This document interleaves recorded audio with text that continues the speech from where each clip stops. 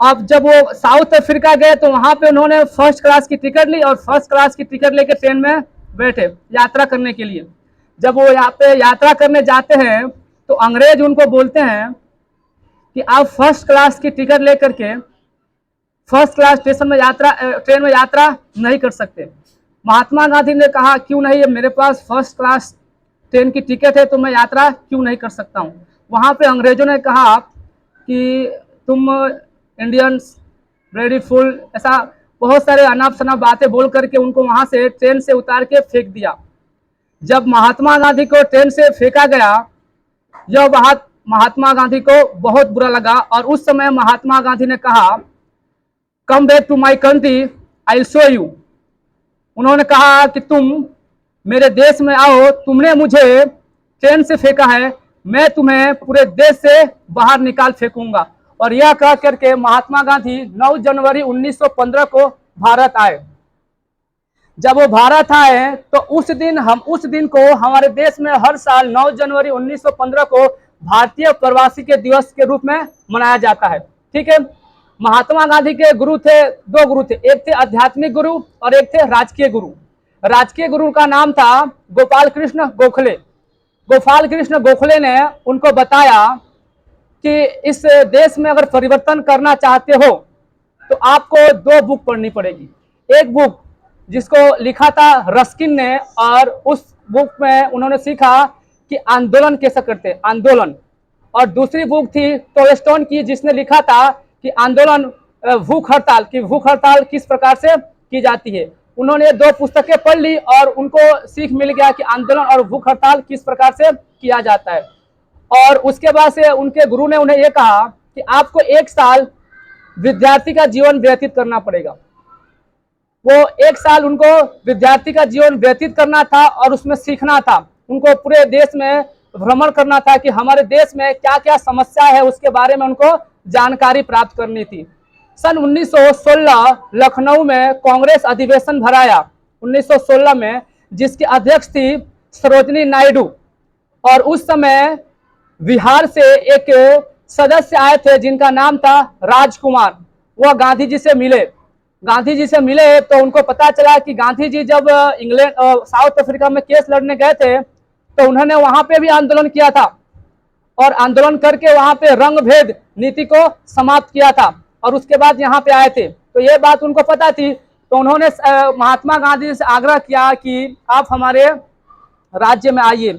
हमारे राज्य में अंग्रेजों का बहुत ही मतलब क्रूर शासन चल रहा है। वहां पे अंग्रेज 3 कठिया पद्धति उन्होंने अपनाया था। 3 कठिया पद्धति यानी कि अगर किसी किसान के पास 20 कट्ठा खेत है तो उसमें से 3 कट्ठा खेत में नील बोना था। नील जो हम अपने सफेद कपड़े को नीला करने के लिए यूज करते हैं। तब महात्मा गांधी ने कहा कि अभी तो मैं नहीं आ सकता, मेरे गुरु ने मुझे कहा है कि 1 साल तक आपको विद्यार्थी जीवन व्यतीत करना है। और जैसे ही उनका 1 साल पूरा हुआ 1917 में वो बिहार के लिए प्रस्थान किए और बिहार के पश्चिमी पूर्वी जिला में चंपारण नाम का एक जिला है, वहां पे वो गए। जब वहां पे वो गए तो वहां उन्होंने देखा कि अंग्रेज किस प्रकार से हमारे देश के निवासियों पे जुल्म ढा रहे हैं। अगर कोई व्यक्ति उनके सामने आवाज करने की कोशिश करता था कि नहीं हम 3 कठिया पद्धति को नहीं अपनाएंगे, तो उस समय अंग्रेज उस सदस्य के पूरे परिवार को चौराहे पे खड़ा करके कोड़े बरसाते थे। और यह देख करके पूरे उस राज्य के लोगों के अंदर डर पैदा होता था, जिससे वो लोग किसी भी प्रकार का कोई भी आंदोलन करना नहीं चाहते थे। उन्होंने भी बहुत सारी कोशिश किया था, लेकिन उस कोशिशों में वो सफल नहीं हुए थे और हार थक के उन्होंने गांधी जी के पास अपना संदेशा पहुंचाया। जब गांधी जी आए हमारे बिहार में, बिहार के चंपारण जिला में, तो उनको देख के किसी को भी ऐसा आशा नहीं था कि ये गांधी जी कुछ कर पाएंगे। गांधी जी का पोशाक कैसा था, धोती कुर्ता पहनते थे। उनको देख करके सब लोग बोले कि ये चचा क्या करेंगे। हमारे बिहार में कोई भी व्यक्ति आता है तो उन्हें प्यार से चचा कहते हैं। जैसे यहाँ पे गुजरात में किसी को भी लोग प्यार से काका कहते हैं। किसी भी व्यक्ति को हम नहीं पहचानते तो काका कहते हैं, वहां पे चचा से संबोधित किया जाता है। जब गांधी जी आए तो गांधी जी ने कहा कि चलिए हम सब मिलकर आंदोलन करेंगे। तो वहां पे जिन लोगों ने पहले प्रयास किया था आंदोलन करने का, वो आके बताए कि सर हम लोगों ने बहुत ही प्रयास किया, बहुत ही आंदोलन किया, लेकिन उस आंदोलन से कोई फायदा नहीं होता है। तो गांधी जी बोले कि कोई बात नहीं, एक बार फिर से ट्राई करते हैं। तो गांधी जी के बात को मान करके कुछ लोग उनके साथ समर्थन के रूप में वहां पे गए और आंदोलन के लिए वहां बैठे। वहां बैठे तो जो जिला का डीएम होता है, डिस्ट्रिक्ट मजिस्ट्रेट, वो वहां पे आया और उन्होंने क्या कहा कि आप लोगों को 1 घंटे का समय दिया जाता है, आप लोग 1 घंटे में जितना आंदोलन करना है कर लीजिए और 1 घंटे के बाद से आप लोग को यहाँ से जाना पड़ेगा। यह बात करके वो चला गया। अब गांव के लोग जो आंदोलन किए थे उन सबको पता था कि 1 घंटे बाद तो यहाँ से आएंगे अंग्रेज के सेना और सबको मार के भगाएंगे। अब 1 घंटे के लिए सब तो बैठ गए। बैठने के बाद जैसे 1 घंटा पूरा होने वाला था तो वहां के जो लोग थे, बिहार के जो निवासी थे, चंपारण जिला के जो निवासी थे, वो अपने, देखिए वहां पे ऐसा होता है कि खास करके लोग जो गांव के होते ना, वो सबसे पहले अपने चप्पल को पकड़ते भागने के लिए।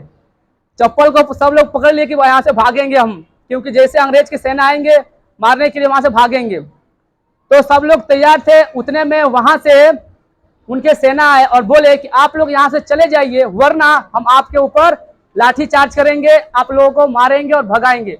तब उनको नहीं पता था कि वहां पे विद्वान भी कोई था जिसका नाम था मोहनचंद करमचंद गांधी। उन्होंने कहा कि आप किस प्रकार से हमारे ऊपर जुल्म ढा सकते हैं, हम आंदोलन कर रहे हैं और आंदोलन में कोई भी उग्र जैसा कार्य नहीं कर रहे, हम किसी के ऊपर ना पथराव कर रहे हैं, ना किसी प्रकार की गाली गलौज कर रहे हैं, हम शांतिपूर्वक आंदोलन कर रहे हैं। और आंदोलन का रूल होता है कि अगर आप शांतिपूर्वक आंदोलन कर रहे हैं तो किसी भी प्रशासन को आपके ऊपर किसी भी प्रकार का कार्यवाही करने की छूट नहीं है। यह बात जब उसको मालूम पड़ा तो उसने अपने उस राज्य के जो भी उसके चीफ से उसको बताया कि यहाँ पे कोई ऐसा व्यक्ति है जो बहुत ही विद्वान है और इसके सामने हम बल का प्रयोग नहीं कर सकते हैं। और ये बात जब पूरे गांव में फैली कि कोई ऐसा व्यक्ति आया है धोती कुर्ता पहन करके और उसने अंग्रेजों की वाट लगा दी है, ये बात सुन करके सारे गांव के लोग गांधी जी के समर्थन में आ गए और सभी लोग गांधी जी के साथ में एक साथ आंदोलन किया और आंदोलन के परिणाम स्वरूप वहां के लोगों को विजय प्राप्त हुई और अंग्रेज ने वहां से तिनकठिया पद्धति को समाप्त किया। जैसे ही अंग्रेजों को तिनकठिया पद्धति को समाप्त करना पड़ा, अब इस विचारधारा से देश के सभी लोग बहुत ही प्रसन्न हुए कि हाँ, हमारे देश में भी कोई विद्वान है और उसी जगह से गांधी जी का प्रचार प्रसार बढ़ा। उसके बाद में किसी भी जगह पे किसी भी प्रकार के कोई भी अत्याचार अगर किसी भी भारतीय के ऊपर होता था तो सबसे पहले संदेशा गांधी जी के पास आती थी कि हमारी जो भी मांगे है उसको आप पूरा कीजिए।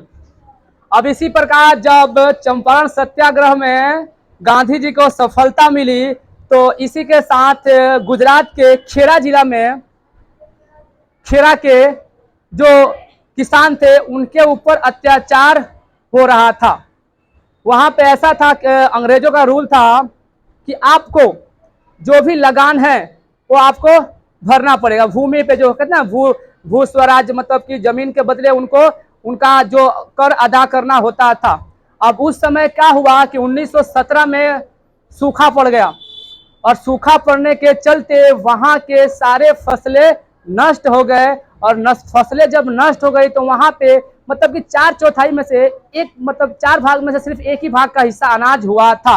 और उस समय वहां के जो किसान थे उस अनाज में सिर्फ अपना ही जीवन व्यापन कर सकते थे, बेच नहीं सकते थे। और इसके ऊपर से अंग्रेजों ने उनके टैक्स में 23% का बढ़ोतरी कर दिया और बढ़ोतरी करने के बाद से कहा कि आपको टैक्स तो पे करना ही पड़ेगा। उनके ऊपर जुल्म करने लगे, उनके ऊपर कोड़े बरसाने लगे और उनसे जबरन टैक्स वसूला जा रहा था। तब ये बात गांधी जी के पास पहुंची और गांधी जी फिर से वहां पे जाते और वहां पे जाके उन्होंने खेड़ा सत्याग्रह किया और खेड़ा सत्याग्रह करने के बाद से वहां के किसानों को भी, जो भी किसान थे, उनको जीत दिलाई। ओके, और भी ऐसे बहुत सारे कार्य हैं जो महात्मा गांधी ने खेड़ा सत्याग्रह के बाद से अहमदाबाद मिल मजदूर किया। मिल मजदूर करने के बाद से भी उन्होंने असहयोग आंदोलन शुरू किया। आप सभी को पता है असहयोग आंदोलन जब महात्मा गांधी ने शुरू किया, असहयोग आंदोलन का मुख्य उद्देश्य था कि हमारे जितने भी देश के निवासी हैं वो अंग्रेजों का कोई कार्य नहीं करेंगे। ठीक है, अंग्रेजों को वहां जो भी कर्मचारी कार्य करते थे वह नहीं करेंगे। यह आंदोलन 1 साल तक चला, 2 साल तक चला। 2 साल मान कि 1922 में 5 फरवरी को भारत के यूपी राज्य के गोरखपुर में एक जगह है जिसका नाम है चोरा चोरी। चोरा चोरी पे वहां पे हमारे देश के लोग अनशन आंदोलन पे बैठे हुए थे और वहां पे 22 पुलिस कर्मचारी वहां पे पहुंचते हैं उस आंदोलन को दबाने के लिए। वहां जाके कहते हैं कि आप लोगों को ये आंदोलन हम नहीं करने देंगे। अब उनकी एक बड़ी भूल थी कि वो थे 22 और वहां की प्रजा जो थी ना हजारों में थी। अब आप लोग अनुमान लगा सकते हैं कि जहां हजारों की प्रजा है वो क्या 22 लोगों की बात सुनेगी? कभी नहीं सुनेगी। और ऊपर से ये तो अंग्रेज थे, हमारे देश के भी नहीं थे, दूसरे देश के लोग आकर के हमारे देश में जहां पे हजारों की संख्या पे 22 लोग बात करेंगे तो कोई सुनेगा? कोई नहीं सुनेगा। वहां पे उन लोगों ने दौड़ा दिया, उन लोगों को जो हमारे भारत के जो निवासी थे उन लोगों ने दौड़ा दिया, पकड़ो मारते इन लोगों को। अभी ये लोग वहां से भागे और भागने के बाद से जाकर के अपने आप को पुलिस स्टेशन के अंदर से लॉक मार दिया। क्या कर दिया? पुलिस स्टेशन के अंदर से लॉक मार दिया। और बाहर से लोग चिल्ला रहे थे तो उसमें से एक हमारे देश के जो भी बहादुर इंसान होगा उसने क्या किया, बाहर से लॉक मार दिया। तो बोलता है, अंग्रेज बोलते हैं, are you foolish? Are you foolish? क्या तुम मूर्ख हो? We are already locked from inside. हम लोग ऑलरेडी पहले से ही अंदर से लॉक है, तो तुम लोग पागल हो जो बाहर से लॉक मार रहे हो। ऐसा अंग्रेज ने अंदर से बोला। तो वहां से ऐसे थे, बोले रुको, सब्र करो। फिर मिट्टी का तेल लेके आए। क्या? मिट्टी का तेल। और मिट्टी का तेल लाकर के पूरा स्टेशन पे छिड़काव किया और छिड़काव करने के बाद से एक माचिस की तिल्ली से पूरा स्टेशन को जला दिया। 22 पुलिस कर्मचारी को जिंदा जला दिया।